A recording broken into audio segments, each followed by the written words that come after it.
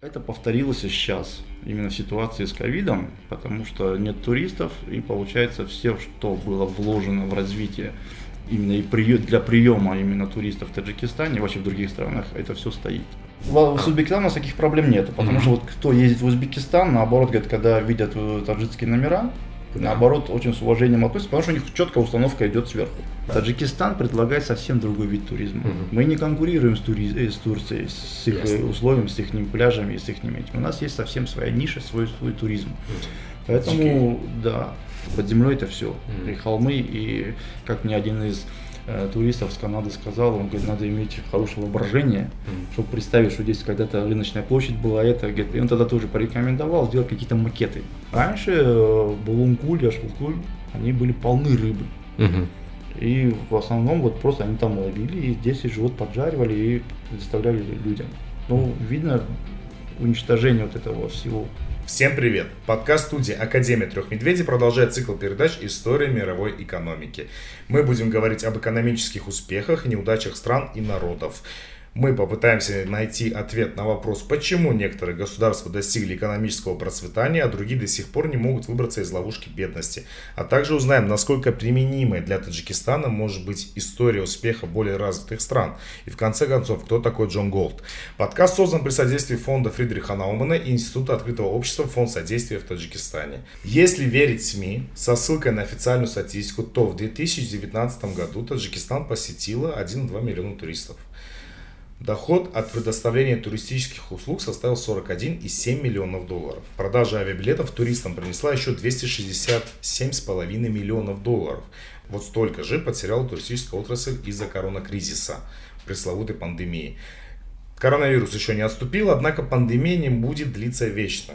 Сейчас период, когда самолеты не летают и нашу страну не посещают гости, возможно, то самое время для каникул и работы над ошибками в туристической отрасли.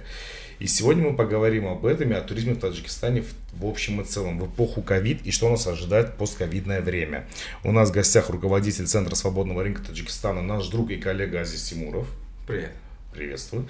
А также наш друг и коллега по продвижению страны в целом, исполнительный директор Центра развития туризма Бахридин Исамудинов.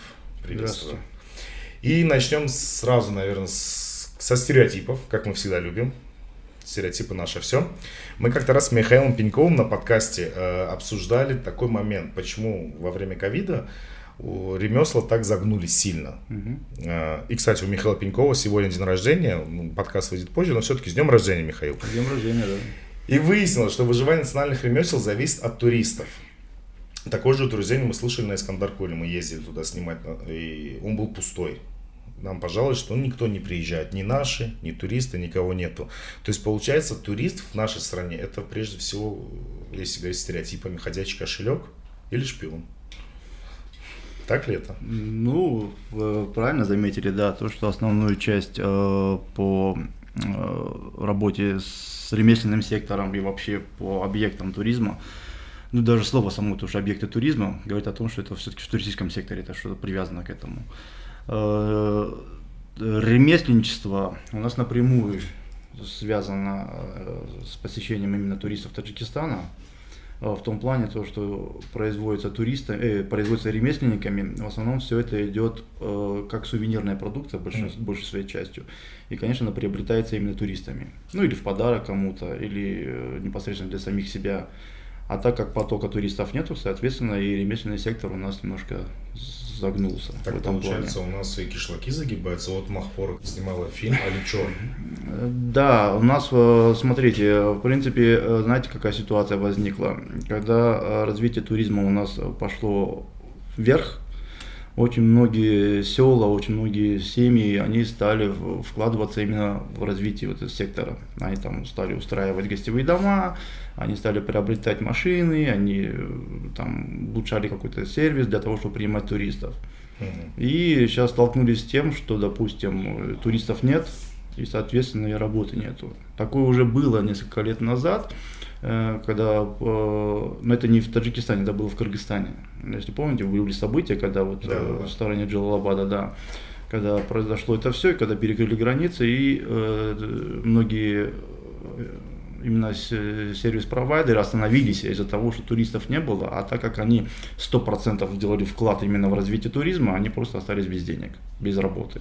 И это повторилось и сейчас, именно в ситуации с ковидом, потому что нет туристов, и получается все, что было вложено в развитие именно и для приема именно туристов в Таджикистане и вообще в других странах, это все стоит. Это и гостиница, это и машины, это и гиды, и все. Это просто простая. Частный сектор исключительно? По большей части, да.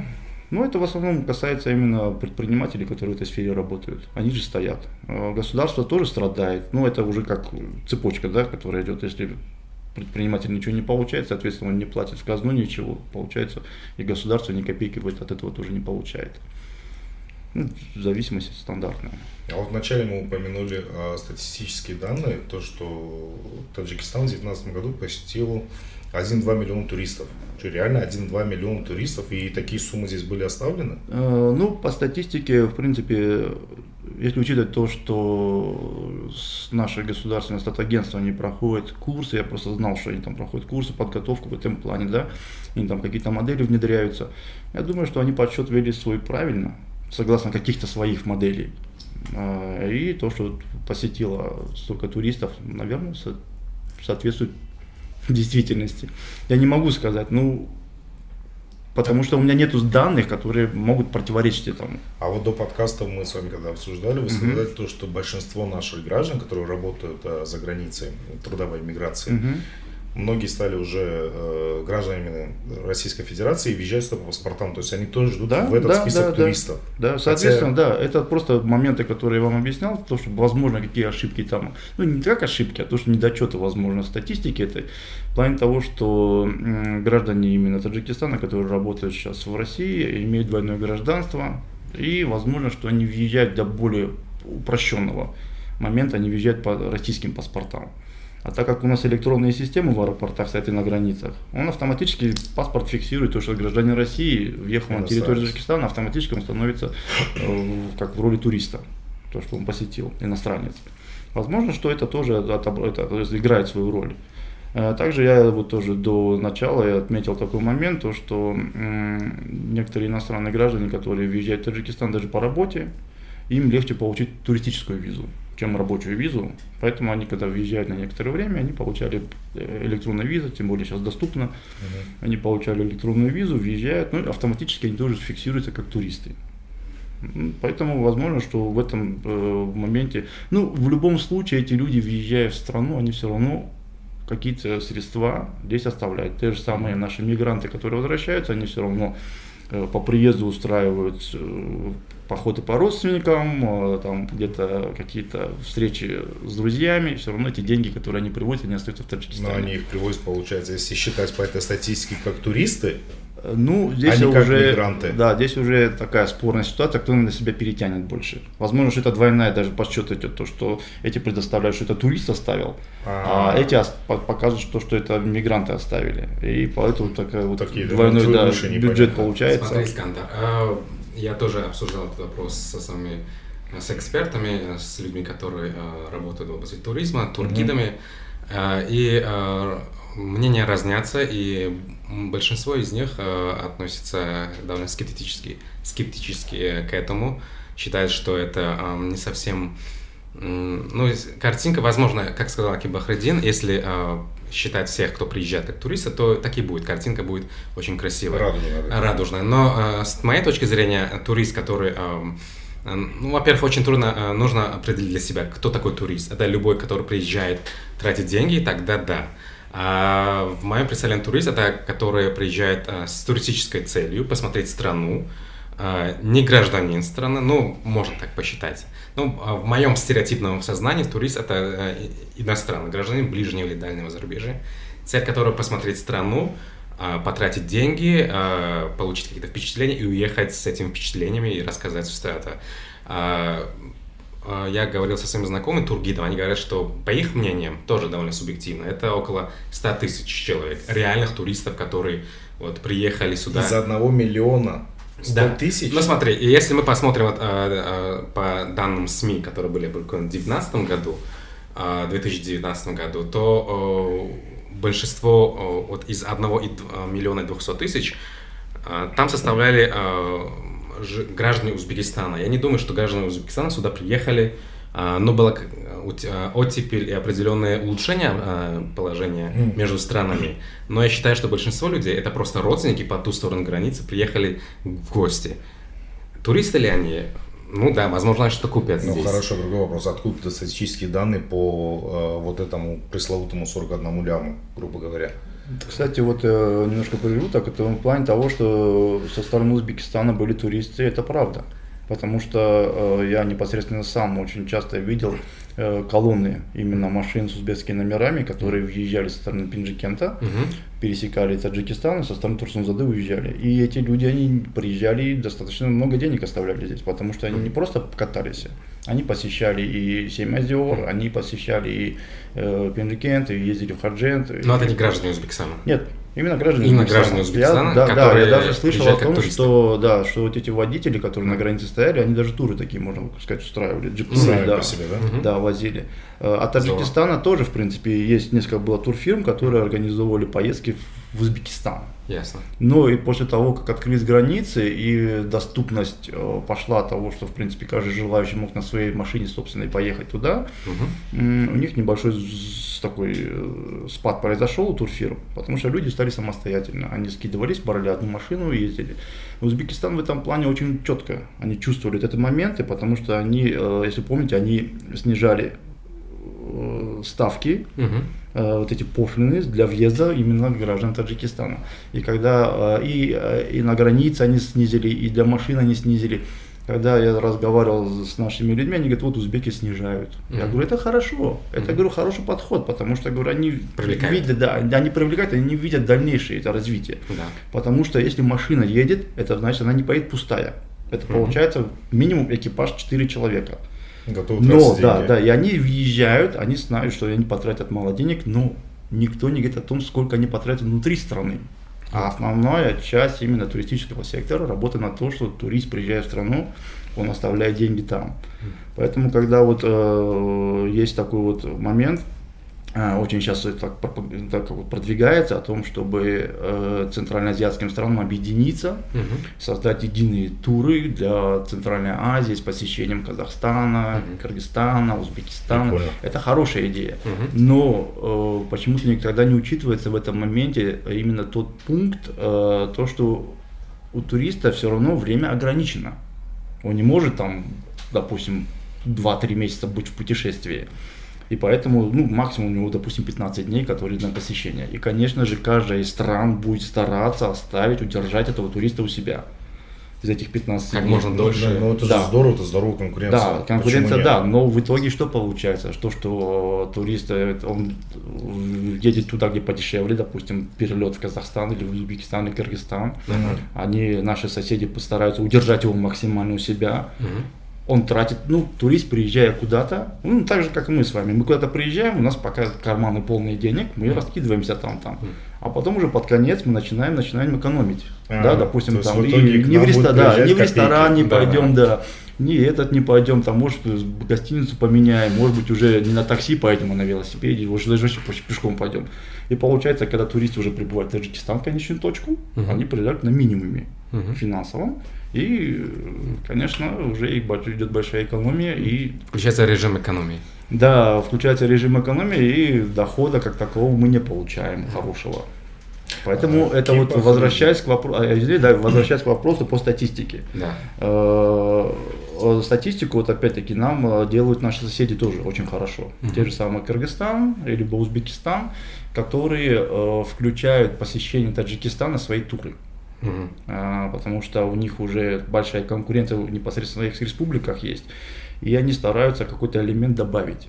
Допустим, если брать Кыргызстан, у них есть у всех почти предложения есть в Алайскую долину, поехать там, Саруташ, они там все это. А тут кто-то прозондировал территорию Мургава, и они вставляют в свой тур то, что еще с посещением Мургава, в большинстве часто они не пишут таджикский Памир.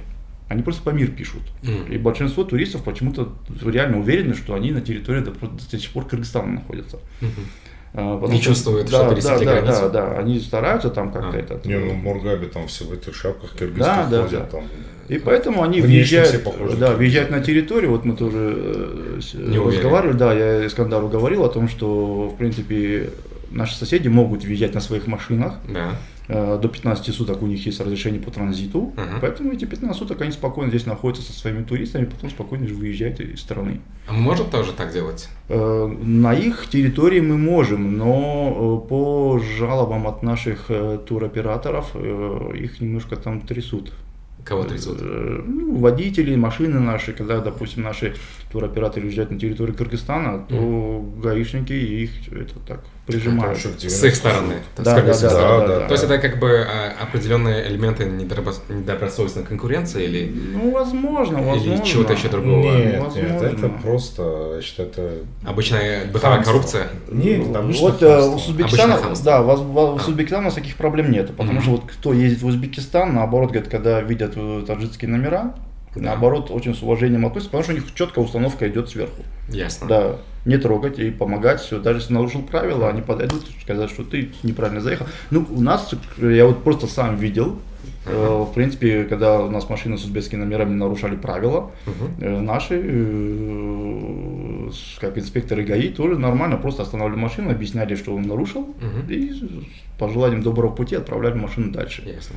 Директива сверху. Это было нормально, да. А с кыргызами, к сожалению, вот немножко у нас, по жалобам я знаю, что жалуются, что со стороны Кыргызстана немножко прижимают наших. А вот уже в эту тему давайте, мне интересно все-таки узнать, а в какие регионы больше? У нас же получается из-за того, что снег попадает, горные высокие регионы по миру, у нас получается короткий век для туризма. И если мы опять возвращаемся к этой пресловутой цифре 1 миллион, то есть они все за пару месяцев, не за пару, там, скажем, за 6 месяцев приехали. Основной сезон в Таджикистане действует от 4 до 6 месяцев, в зависимости от регионов, да. Нет, статистика ведется за весь год. За весь год полгода люди ездят? В принципе, тогда же границы были открыты. И люди, как я сказал, что приезжали по работе, возможно, получали туристическую визу. И вот этот поток, у нас были конференции, симпозиумы, потому что, допустим, если какая-то конференция или там круглый стол ведется, участников приглашают из-за рубежа, из-за рубежа. Они большинство бизнес-визы не указывают. У нас единая сейчас электронная виза. В принципе, она включает в себя несколько категорий. Она и туристическая, и бизнес, и это, они все в единой. Поэтому, когда он фиксирует эту электронную визу, он получил ее, он по ней въехал и автоматически фиксируется как турист. Не как турист, а как иностранец. Потому что, если вы заметили, там есть статистика, там они пишут, что 1,4 миллиона, из которых столько-то по туристическому направлению. Там не 1 миллион, это 1,4 миллиона, да, 1,2 миллиона все туристы были. Это просто написано, что въехали иностранных граждан там или еще кто-то. А из них столько-то по туристическому направлению. То же самое было и в этом году, когда статистику дали, что порядка 300 с чем-то тысяч посетило Таджикистан. Это вот не в этом году, а в прошлом, имею в виду, когда вот пандемия началась, из которых столько-то по туристическому направлению. А вот эта оговорочка есть небольшая там, да. Поэтому эта цифра набралась, возможно, из этого всего. А какие основные проблемы у нас с туризмом в Таджикистане? Проблем у нас, в принципе, достаточно.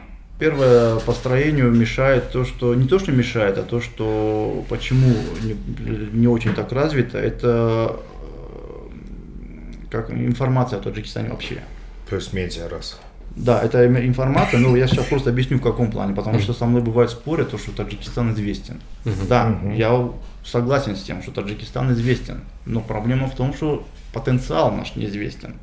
Допустим, за рубежом, в Европе, там, в Америке знают, возможно, о Таджикистане что-то, что есть такая страна, что мы граничим с этим, но потенциал туризма для них большинства вообще неизвестен. То есть тема Таджикистана не раскрыта. А потому что давайте вернемся именно к медиа, да, то, что идет ли реклама.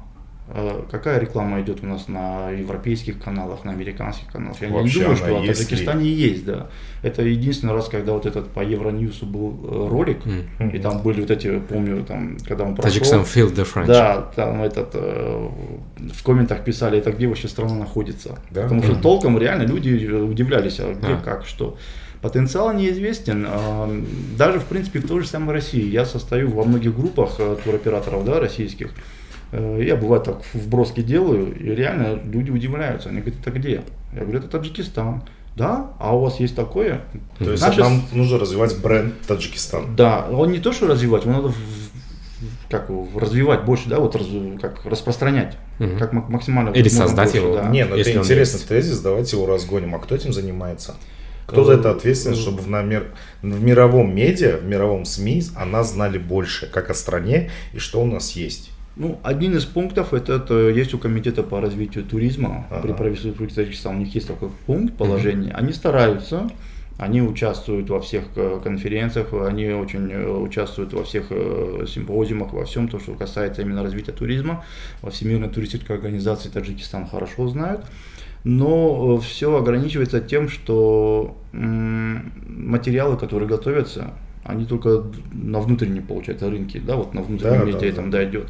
Сейчас то, что вот за этот год, вот прошедший год, я заметил, что при комитете создано очень много именно видеороликов по территории Таджикистана, по уникальным местам, очень много хороших материалов, но они большинство именно на таджикском языке и в основном размещены только лишь на ресурсах именно, которые внутренние. ТВ. Да, на внутренних. Не для потенциальных туристов. Да, ну я не думаю, что европейцы смотрят таджикские каналы. Я тоже так думаю. Или американцы, допустим, смотрят. Даже сам россияне смотрят, допустим, да, таджикские каналы. И взять даже, допустим, у них есть социальные, да, вот эти площадки, где тоже они размещают, там на таджикском языке идет. Ну, это хорошо, но... Ну, как бы его сегментация неверна. Да. Не, ну это очень странно. Если ты работаешь на мир, да, таргетирование, ты если для России работаешь, ну сделай контент на русском, работаешь для всего мира на английском, хотя бы субтитры кинь. Вот один из, как говорится, направлений, которые были применены сейчас во многих странах, да, вот многие сейчас страны, которые работали на туристический сектор, они сейчас придумывают очень много за этот вот год прошедший, очень много разных моделей придумали, как жить именно в кризис и как быть в посткризисный период. К сожалению, из этих моделей пока что я не видел, чтобы хоть одна из них нормально себя оправдала. Это и пузыри были туристические, там они развивали их, это вот как территория какая-то ограниченная, которая для туризма, там это, потом эти коридоры были, развивались. По большому счету, это, знаете, как придумать велосипед. Вы говорите о Таджикистане сейчас? Да, не, вообще о мире. О мире. Велосипед есть, вот как он есть, так он есть. Там что-то добавишь, все равно он вернется к велосипеду. Вот туристический сектор то же самое. Там что не придумай, все равно вернется опять-таки вот к той форме, которая уже существует много лет. Чтобы что-то посмотреть, надо просто туда поехать. Ясно. Виртуально как-то не получается. Какие-то там модели придумывать что-то, это тоже не получается. В общем, первое, бренд Таджикистан слабо развит, а нас мало знают как туристическое направление. Второе, что? Второе, дороговизна.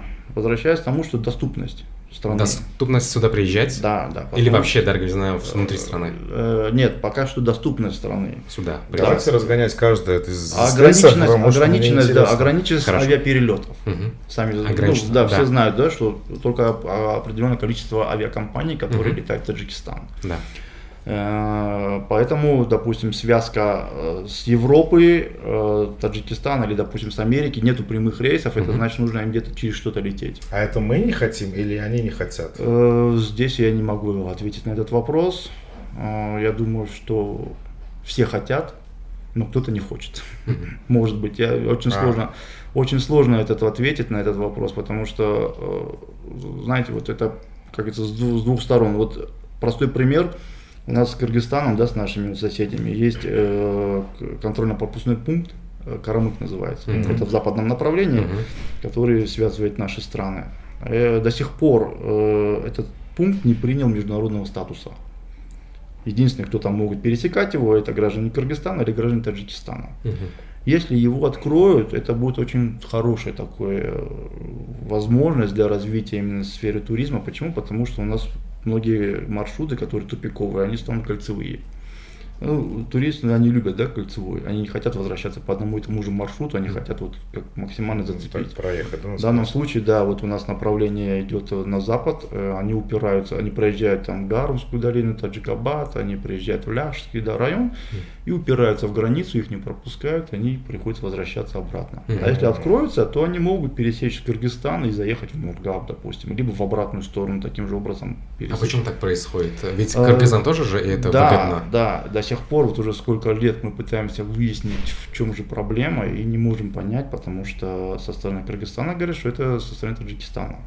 А со стороны Таджикистана? Торможение идет, да. Что это со стороны Кыргызстана. А когда мы обращаемся к нашим, они говорят, это со стороны Кыргызстана торможение идет. И вот очень, в общем, где корень всего этого, информации нет. Где сейчас корень всего этого, да, непонятно. То же самое у нас, допустим, с Китаем. Кульма известный, да, но до сих пор он в некоторых источниках пишет, он международный, но в реальности там не пропускают иностранцев. А тоже, если он получит статус международного, это тоже очень хороший плюс будет. Китайцы не пускают или с Таджикистана не пускают? Там очень много таких противоречивых информаций поступает. Некоторые бывают, несколько было таких этих репортажей о том, что якобы наши не пускают, а со стороны Китая готовы пропустить. Либо наоборот. Ну, очень сложно это понять, потому что когда будет официальный статус, ну то же самое, как с Узбекистаном, когда вот четкий был этот, да, вот установка, что все, с такого-то числа все границы открываются, и все, люди начинают ездить. Здесь пока что такого мы не получили по Кульме, а если он откроется, он тоже самое будет большой плюс, потому что со стороны Мургаба у нас прямой доступ, Ташкурганда, это китайский, это исторические там, такие территории, да, очень красивая. И тогда уже, допустим, туристам не будет надобности заезжать на сторону Кыргызстана. Сейчас единственный путь это через Сарыташ, через Кыргызстан. Они на этом играют большую, выигрывают, потому что привлекают именно к себе этот. А как откроется Кульма, ну, в принципе, ездить через Сарыташ уже надобность отпадет. И возможно, что туристы могут, заезжая в Душанбе, через Харок, через Мургаб, через Кульму, уезжать уже в Китай и дальше туда, в сторону Пакистана или еще куда-нибудь. У меня один вопрос возник, вот вдогонку последнему, то, что сказали. Мы тесно уже сотрудничаем с Китаем во многих отраслях экономических, политических, культурных. Мы рассматривали когда-нибудь вот, таджикский туризм с точки зрения привлечения китайских туристов, которые вот, по всему миру, везде они. Потому что я, честно, не видел, возможно, я не обращал внимания, но я видел только китайских рабочих и китайских инженеров, но не видел китайских туристов. Мы смотрим на это, потому что это довольно большая, многочисленная клиентура. Верно. Очень многие туроператоры пытаются это направление пробить. Но по отзывам там есть какие-то проблемы с получением виз. Оформление виз, да, там что-то есть, поэтому такой массовости пока не получила. Потому что весь мир вот прям готов открыть, вот Франция, Европа, США, другие азиатские страны готовы предоставить все возможности для китайских туристов. Приезжайте, покупайте, делайте шопинг, Лувр. В принципе, далеко ходить не надо, Кыргызстан то же самое, потому что на том же самом, допустим, переваре Талдыки видел целые колонны автомобилей с гражданами Китая. Туристов. Да, которые, проезжая Сарыташ, приехали туда, они вот на перевале остановились, они все рассыпались по всему перевалу с фотоаппаратами, бегали, все фотографировали. Ну, как вот в фильмах показывали, я это увидел в реальности. Я вас слушаю, у меня такое складывается ощущение, что мы сами закрыли все свои границы и впускаем как-то в час по чайной ложке. Как будто мы сами не хотим открываться, но при этом кричим о том, что у нас туризм. Мы хотим развивать туризм. Нет, да, это хотим, но здесь я говорю, вот, очень сложно как-то решать, почему вот до сих пор статусы не приняты, этих международных пропускных пунктов. Непонятно, неизвестно почему это все. А так, в принципе, да. Значит, это второй пункт был. Дорого ездить? Да. Так у нас аэропорт дорогой же. Я сколько слышал то, что само обслуживание для авиаперевозчиков нашим аэропортом тоже очень дорогое. Да. Я слышал, что автобус, который вот за 10 минут с ворот, с дверей аэропорта до самолета стоит, сколько там, $100? Я не интересовался. От 100 до $300. Но, возможно, это такая просто на уровне слухов, но это, наверное, самый дорогой автобус в стране. Ну, дороговизна, да, авиаперелетов, вот это, как это можно третьим пунктом сказать, да. Потому что, во-первых, ограничение авиаперевозчиков и рейсов, и второе, это дороговизна. Потому что, когда стоит выбор, допустим, какой авиакомпании лететь и куда лететь, люди, конечно, выберут более дешевый вариант. И пролетят к нашим соседям. Но мне кажется, эта сумма, которая была за 2019 год, возвращаясь к той статистике, да, 267,5 миллионов долларов только за авиабилеты, я думаю, здесь все-таки больше львиную долю Россия съела. Опять же, посчитали то, что возможно. Покупали билеты в Таджикистан. Возможно. Здесь рынок авиаперевозчиков. Это же получается просто внешние цифры. Да. Сюда Ты имеешь в виду граждан Таджикистана, которые возвращаются домой? Да. Трудовые мигранты. Да, обычная миграция. Возможно. Да? То есть это не туризм. Представим, вот all-inclusive Турция, вот такая сумма, и просто приехать в Таджикистан, такая же сумма. Нет, здесь, смотрите, вот как раз мы с Искандаром говорили, это здесь направления разные. Люди предпочитают, допустим, определенный вид отдыха. Потому что Турция то, что предлагает, это свой вид отдыха. Для этого массовый, это для людей, там, включая все, да, all-inclusive, там все это. Это есть категория людей, которые хотят этот туризм. Это другая ниша. Таджикистан предлагает совсем другой вид туризма. Мы не конкурируем с Турцией, с их условиями, с их пляжами, с их этим. У нас есть совсем своя ниша, свой туризм. Поэтому эту связку очень трудно, даже не стоит делать, потому что это нереально. Мы можем брать те страны, у которых то же самое, возможно, предоставляется то, что предоставляется Таджикистану. Ну, как я сказал, вот Искандару, то, что у нас сейчас уже именно Таджикистан становится популярным, вот эти года, когда до пандемии, то, что у нас Таджикистан, он так привлекательный тем, что у нас, во-первых, то, что горы, реки, это все стандартно, и то, что у нас сохранился во многих местах быт. Тот быт, который был вот много лет назад, он передался, вот даже в одежде, допустим, да, в том, и люди едут сюда, чтобы посмотреть это. Посетить и горы, и реки, и все, и заодно посмотреть, как живут люди в горах, как это сохранилось. Кыргызстан сейчас, они тоже возрождают это, но у них это идет как туристическая часть. Те же самые юрты, допустим, да, они ставят, это у них чисто, да.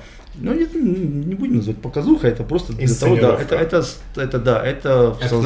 создание турпакета. Да, создание турпакета. Они это создают, у них эти юрты стоят, они одеваются, они готовят все, но это уже все как туристический сектор. А у нас спокойно можно до сих пор увидеть, как люди в этих юртах живут. Также у них быть все, они могут рядом поставить юрты, в которые не принимают туристов, а в соседней юрте они сами живут. Это естественно, да, это естественно.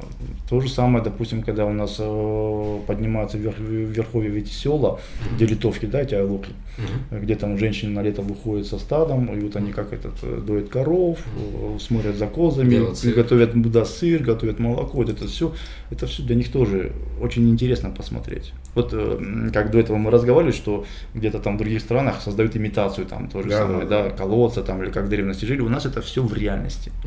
У нас можно посмотреть, как работает в реальности водяная мельница. У нас можно увидеть, как пашут плугом на коровах.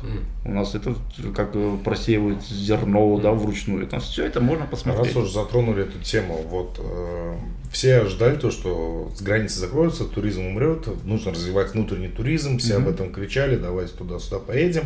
У нас много красивой, мы об этом кричали, но в итоге никто никуда не поехал. Все встало, да, то есть почему внутренний туризм так хромает? Вы сейчас так описываете красиво это все. Может, кто-то поехал?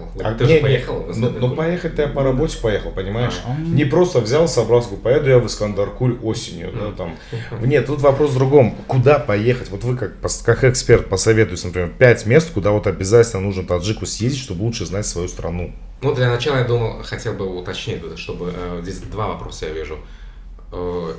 Некоторые считали, что поддержать туризм во время пандемии переинтересно на внутренний туризм. Это сработало? Почему не сработало или сработало? Хорошо, хороший вопрос, да. Куда пойти? В принципе, да, одно из направлений, когда началась эта вся изоляция, да. Многие турфирмы встали, но все были в надеждах, что это прекратится до сезона. Что все возвратится и все заработает, вплоть до того, что даже брони не отменяли. Все до последнего держали брони всех этих, но, к сожалению, это не произошло. Многие турфирмы попытались перепрофилироваться именно на внутренний туризм, но столкнулись, конечно, с проблемами, с тем, что, во-первых, цены, стоимость по тем суммам, которые, допустим, предлагались иностранным туристам, это, относительно, допустим, транспорта возьмем, да, в среднем аренда автомобиля считается по километражам, в большинстве в своем случае, и километр стоит от 60 до 70 центов за километр считается. И когда туристы арендуют машину, километраж считается, соответственно, умножается на эту сумму, и вот выходит стоимость аренды. Такие цены внутренние наши путешественники платить не смогут. Потому что это очень дорого. Скажем, Душанбе, Искандар-Куль. Душанбе, Искандар-Куль это 150 километров. И это получается... Туда-сюда это 300 километров. Да, даже если на 60 центов если умножить, это очень такая весомая сумма, и навряд ли кто-то согласится. Можно подешевле. Только из-за этого? Нет, не только из-за этого. Я имею в виду то, что цены, которые были для именно иностранных туристов, они не которые предлагали местные турфирмы. Не подходили для внутренних туристов. Они не могли, специфика местных местных многие, допустим, пытались снизить стоимость, стали но расходы, которые у них шли в этих турфирм, очень высокие. И вот это сопоставление очень было сложно делать, поэтому многие перестали просто работать, они лучше сказали, что мы будем просто стоять. Потому что, и они стоят. Да, потому что со стороны правительства была оказана поддержка, до сентября месяца освобождены были от налогов сектор туризма, но те, которые начали работать, соответственно, они начинали платить налоги. А так как доход от внутреннего туризма мелкий был, поэтому турфирмы просто не хотели с этим связываться, потому что проволочек намного больше, чем дохода получения. И потом, в принципе, страна наша не такая большая, как кажется, и люди всегда могут собраться и самостоятельно поехать. Куда? Тем более, что в любом районе у всех всегда найдутся родственники, которые и покажут где-то что-то, и расскажут, куда поехать это. А такие направления, я бы, допустим, порекомендовал, если берем северную сторону Таджикистана, Искандер-Куль это уже известная территория. Фанские горы. Да, после Искандер-Куля это идет у нас долина, давайте от границы возьмем, от Пинджикента. Если, в принципе, от Пинджикента просто заехать посмотреть, это уже любители археологии, посмотреть развалины Пинджикента, Саразма, это, опять-таки, на любителя, потому что там многие, когда приезжают, думают, что там что-то увидят, но там просто под землей это все, и холмы, и как мне один из туристов с Канады сказал, он говорит, надо иметь хорошее воображение, чтобы представить, что здесь когда-то рыночная площадь была, и он тогда тоже порекомендовал сделать какие-то макеты, чтобы люди хотя бы понимали и видели, что это такое. Это было? Да. Это, в общем, вот в Хульбуке, кстати, есть такой макет, и там директор, когда рассказывает все, это все видно, и все понятно. Вообще наводил. Да. Там можно прямо это увидеть все. Да. А потом, начиная оттуда, это долина Семи озер. Как называют, про это так это Шинг, Хафткуль, это хорошая такая территория, 7 озер, до 7-го озера, в принципе, машины поднимаются, можно подняться, развита сеть хостелов, гостевых домов, где можно остановиться, условия, в принципе, нормальные, приемлемые, с ночлегом, с питанием, со всеми делами. Следующая долина, это у нас идет Артуч, это Подрут, там с посещением, допустим, место, где захоронены наши великие рудаки, да. И дальше подняться до Поляны, это до лагеря, точнее, Артуч, это в свое время альпинистская база была, там сохранилась и старая советская постройка, советского периода, деревянная, очень красивая, мне очень нравится она, и я, когда приезжаю туда, я люблю оставаться именно в ней. А есть новые коттеджи, более современные, они санузлы внутри находятся, и горячая вода, и все. И кто хочет, может там остановиться. И есть вообще дикие там места для дикого туризма, это территории, где можно поставить палатки, либо просто там кровати двухэтажные стоят, можно там разместиться. И оттуда есть выходы на ближайшее озеро, это 1,5 часа всего прохода, и либо дальнее озеро, это на Куликалоны выйти посмотреть. Очень красивая территория. Следующее, это мы заезжаем, уже можем заехать с другой стороны, это поселок Сарвода, от него там, ну там, конечно, нужна будет машина уже помощнее, потому что там дорога у них не очень хорошая, до территории альплагеря Вертикаль. Тоже подняться туда, и от этого лагеря тоже 1,5 часа перехода, и вы выходите на уникальные, очень красивые, это вообще это шикарное место, это Лудинские озера. Они это для ленивых туристов, как я. Это не сложно, там переход это 1,5 часа кажется долгий. А так это спокойно, идете налегке. Вот если вдруг даже не хотите нести, там есть эти погонщики с осликами, можно арендовать, загрузить типа на шерпы. них, да, загрузить на них и поднять вещи. Или даже идти налегке, наверху есть базовые лагеря, там местные они создали, там палатки есть, там уже все готово, даже столовые есть. Это все север получается. Северная сторона, да. Можете подняться, и тут эти места там. Это бюджетный вариант, то, что вы говорите. Да, это не очень дорого. Здесь единственная затрата это транспорт ваш. Памир ясен, да, в принципе, там хорошо распиарен, разрекламирован. Даже вот вы сами говорите, Памир больше знает, что, чем Таджикистан. А на юге у нас что? Куда поехать на юг? Юга, да, в стороне юга, ну, это у нас стандартно. Чурчашму посетить можно, вот эти 40 источников, да.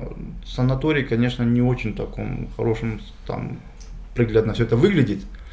Хотелось бы, чтобы, ну, как я знаю, сейчас получили средства на проведение каких-то реставрационных работ. Я думаю, что там это улучшение произойдет в этом Чурчашме и будет намного красивее и уютнее для приезда путешественников туда. Также там есть объект, это Хаджа Машхад, он отреставрирован. В свое время это были заброшены там все это постройки, сейчас это отреставрировано, очень красиво тоже такой экспонат, можно заехать посмотреть. Также на юге можно заехать в Чильдухтарон, в Мумидабаде, тоже очень красивое место, машина спокойно сейчас доезжает, они поставили там мост. Поэтому тоже есть гостевые дома, где остановиться, можно, в принципе, непосредственно и лагерем встать, там, и по Славовке поставить, тоже бюджетный вариант. И очень красивые места, очень красивые места. С Муминабада, кстати, можно на машине проехать и в Хувалинг, Хувалинг посетить. С Хувалинга можно уже, ну там бездорожье начинается, с Хувалинга можно выехать на Сари-Хосор, посетить водопад Мулукони, аналог его вот около... Это Рашская долина уже? Нет, это Бальджуван. Бальджуван. Да, это бальджуванская территория, и там вот этот водопад Мулукони можно посетить, который вот аналог создан здесь около флагштока. Копия. Да, копия, как якобы копия, но он вообще не похож, если честно. Я сразу скажу, что он вообще не похож, потому что там Мулукони, он вообще красивый, очень водопад. И такой же большой, да? Да, он очень огромный, да. И вот водопад посетить, после него проехать вниз до Бальджувана, и с Бальджувана уже вернуться в Душанбе непосредственно через Куляк. Так, на западе у нас, как я уже говорил, есть территория Таджикабада, Гарма, Нурабада, там тоже Комаровское ущелье есть, можно там посетить, очень красивое место. Если в Гарм доехать, выше Гарма 25 километров есть поселок Джафар, там есть частный ботанический сад с уникальными растениями. Частный ботанический сад? Да, частный. Первый раз слышу. Да, этот, он сам живет там, человек, его зовут Мирзашо Акубиров. Он создал этот сад, он сам агроном, у него образование, все, он выращивает различные плоды там, этих деревьев, там и яблоки, и груши, там все что угодно. И этот сад у него очень огромный, и там на базе этого сада есть гостевой дом, поэтому можно там же, у нас, вот, это, не знаю, как реклама будет, нет, у нас сейчас как раз вот мы завершили подготовку к публикации, создали 2 тура, именно туда весенний и осенний. Именно, именно касается этой территории. Весной можно туда поехать, остановиться в гостевом доме и участвовать в посадке именно плодовых деревьев. Там это все будет показано, он все это покажет, он покажет, как прививать деревья, он покажет, как из одного сорта другие сорта получать все это. И посаженные деревья, а потом осенью у нас также есть тур по сбору урожая. Эти яблоки, груши, все, что там есть, это можно будет собирать. Это тоже очень такой интересный такой момент. И само вот, я очень люблю осенью там бывать, потому что этот запах, вот этот вот яблок, это очень такой. Таджикистан без туризма выживет? Ну, конечно, выживет. Выживет тяжело, но выживет. В плане того, что сейчас многим приходится перепрофилироваться, те, кто работали в сфере туризма, сейчас уже стараются найти что-то другое, ну, приходится. В свое время просто вот эта модель, знаете, вот нам в 2005 году была рекомендована одна из моделей развития туризма, она в мировой практике имеется, это туризм основан на сообществах. На английском это звучит community-based туризм. Это очень хорошая модель, которая позволяет минимальными капиталовложениями создавать именно турпродукт. В Таджикистане мы тоже стали это внедрять, она очень хорошо работает в Таиланде, она в Кыргызстане очень хорошо стала работать, но в основном, если брать как развитие, в Таиланде она осталась на том же уровне сообществ. Сообщества живут в своем мире, они принимают туристов, получают какой-то небольшой доход, и этот доход платят на свое развитие, тратят на свое развитие. В Кыргызстане он больше стал похож на бизнес-модель. Это бизнес-CBT стали, потому что они перепрофилировались полностью на доход от туризма. Многие оставили свое сельское, хозяйство, доходы, все, они стали просто работать в сфере туризма. То, что приносит больше. Да, когда мы стали развивать в Таджикистане, мы стали придерживаться вот этого баланса. 50 на 50. В случае, допустим, вот этих форс-мажорных обстоятельств, чтобы наши граждане, вот эти вот сообщества сельские, не остались у разбитого, как говорится, корыта, а чтобы они получали доход. Поэтому большинство сельских провайдеров, которые у нас в районах работают, у них есть доходы. Они получают, они картошку выращивают, у них есть животноводство. Это то, что был рассказ об Аличуре, там сама местность очень сложная для проживания, поэтому то, что они от туризма получали дополнительный доход, это было хорошо. А так они вернутся опять к старым этим животноводству и все остальное, что там было. Ну, смотрите, если вы помните фотографии, которые были в социальных сетях, там был случай, когда вырубали реликтовые леса, арчевники, именно в этом регионе. Это как-то не фитится с тем, что туризм основан на сообществе. То есть вырубают то, к чему люди хотят посмотреть, на что хотят посмотреть, лишь для того, чтобы обогреть или там продать. Это один из моментов, когда люди понимают, что это можно заработать, а не на том, чтобы сейчас согреться. Но эта модель, которая именно туризм основан на сообществах, она именно одним из пунктов это сохранение биоразнообразия, биосферы, то, что есть вокруг, потому что на этом строится. Если, допустим, не будет ни лесов, не будет ни того, потому что туристы перестанут туда приезжать, смысла не будет никакого. Верно. Поэтому, когда мы эти модели внедряем, мы, конечно, это все даем. Мы даем понятие того, чтобы вы не уничтожались. Вплоть до того, что мы в этих сообществах внедряем энергоэффективные технологии. Мы привозим им и печи, и солнечные там всякие обогреватели, все показываем, как использовать это все, не нарушая именно целостность вот этой природы вокруг них. Ясно. Это из моментов, это в принципе нормально работает, но уничтожение лесов, к сожалению, оно идет, потому что, лес больше, знаете, простой пример, да, вы правильно заметили, в плане того, что сейчас вот я столкнулся с этим где-то в 2016 или 2015 году, когда, посетив Аличур, мы заказали на обед жареную рыбу, они сказали, нам еще не привезли. Я говорю, почему не привезли? Они говорят, мы заказали, сейчас вот привезут со стороны Хорога. Я был удивлен, потому что раньше... Со стороны Хорога? Да, раньше Булункуль, Яшулкуль, они были полны рыбы. И в основном вот просто они там ловили, и здесь и живот поджаривали и предоставляли людям. Видно уничтожение вот этого всего. Как спрос пошел, потому что там дальнобойщики ездят, и люди просто начали, наверное, использовать электроудочки или еще какие-то методы ловли, которые понизили вот эту популяцию рыбы, и рыбы реально не осталось. Поэтому они где-то заказывают в других местах уже. Это тоже фактор того, что развитие, тоже очень влияет на это все. Ясно. Я думаю, что вы на многих площадках говорили, что нужно делать, в чем проблема и что нужно делать, в чем ее причина. Можете назвать назовем чтобы было проще понять для наших слушателей, зрителей, что может быть сделать, например, турбизнес, чтобы улучшить ситуацию, когда мы будем готовы после пандемии? Хороший вопрос. И, знаете, давайте начнем с турбизнеса. Да. Первое, это не ждать окончания.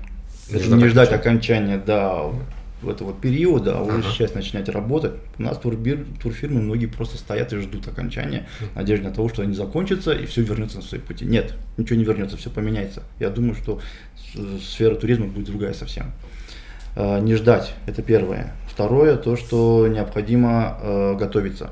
Готовиться в плане того, что как мы с вами в разговоре заметили, сегментирование, сегмент, чтобы они уже определили свой сегмент, на кого они готовы работать именно в тот период, когда закончится это все. Потому что, опять-таки, у людей вот этот кризис повлияет на их выбор в будущем, я думаю. Потому что кто-то будет смотреть, но все равно все смотрят, да, где, допустим, процент большой заражения был, где меньше заражения. Если в стране был большой процент заражения, я в жизни туда не поеду. Под страхом, допустим, заражения дополнительного. Поэтому вот этот момент тоже сыграет. И туроператорам необходимо посмотреть и сегментировать, с кем они собираются работать. И третье, разработать турпакеты, нормальные турпакеты именно в привязку к тому сегменту, на кого они будут ориентированы. Вот эти три основных таких. Самое главное — это не сидеть, не ждать, начать работать. По государственному сектору один из таких моих пожеланий, как не то что рекомендация, а пожеланий, чтобы комитет по туризму, они перешли в категорию партнерства нашему турбизнесу.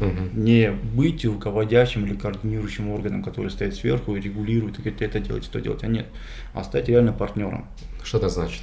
Партнером то, что обсуждать, чтобы ближе стать к туроператору, чтобы к бизнесу к этому, чтобы увидеть эти проблемы, с которыми они сталкиваются, чтобы как-то поддерживать, чтобы именно партнерской организацией стать. Они требуют сейчас вынь да положь? Да. Не в том, что вынь да положь, то, что они, понимаете, они как координирующий орган, они смотрят немножко с другой стороны на это все, то, что турфирмы, что у них работает, то, что они получают это. Проблем очень много у турбизнеса, очень много проблем, и если они не будут их партнерами, я думаю, что эти проблемы они так и не увидят. Работать на равных. Первое. Да, на равных, да. Партнерство, это как на равных я имел в виду. И второе, то, что опять-таки обратить внимание на то, какое направление поддерживать.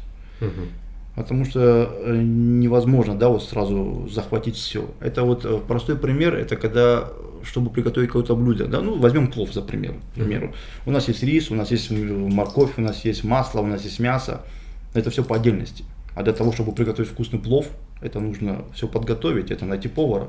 То же самое в Таджикистане. У нас есть горы, реки, все у нас есть. Но это нужно в единое все вставить и подготовить нормальный именно продукт, который потом можно будет продавать. Рынок Таджикистана. Да. И третье направление, то, что именно за рубежом, я знаю, что очень сложно рекламировать.